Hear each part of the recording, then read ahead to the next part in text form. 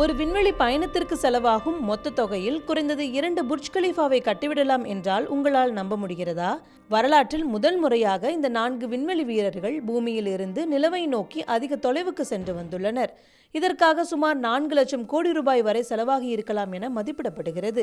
1992ஆம் ஆண்டு வரலாற்றிலேயே மிகவும் விலை உயர்ந்த விண்வெளி கழிப்பறைகளில் ஒன்றாக ஸ்பேஸ் ஷட்டில் எண்டேவர் கருதப்பட்டது. அதற்கு அடுத்தபடியாக சுமார் 200 கோடி ரூபாய் மதிப்பிலான விலை உயர்ந்த டைட்டானியம் கழிப்பறை இதில் பயன்படுத்தப்பட்டுள்ளது. நாசாவின் மிகவும் முக்கியமான திட்டமாக பார்க்கப்பட்ட ஆர்டெமிஸ் கடந்த 2017இல் தொடங்கப்பட்டது.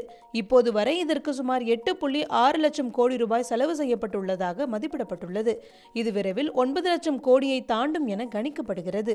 இது கிட்டத்தட்ட இலங்கை போன்ற நாடுகளின் மொத்த உள்நாட்டு உற்பத்திக்கு நிகரானது.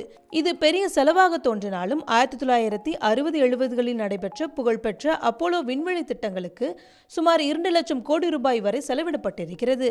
இப்போதுள்ள பணவீக்கத்தை கருத்தில் கொண்டு பார்த்தால் இன்று அதற்கான மதிப்பு சுமார் 20 லட்சம் கோடியாக இருக்கும்.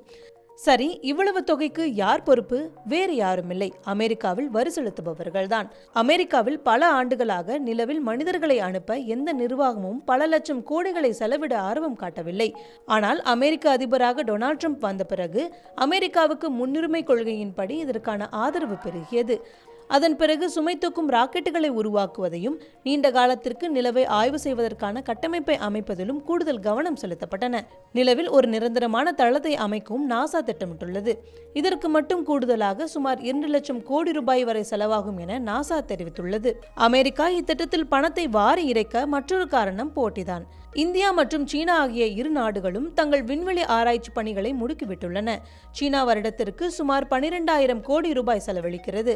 ஆனால் இந்தியா கடந்த 2022இல் தனது சந்திர ரோவர் திட்டத்திற்கு வெறும் 610 கோடி ரூபாய் மட்டுமே செலவிட்டது.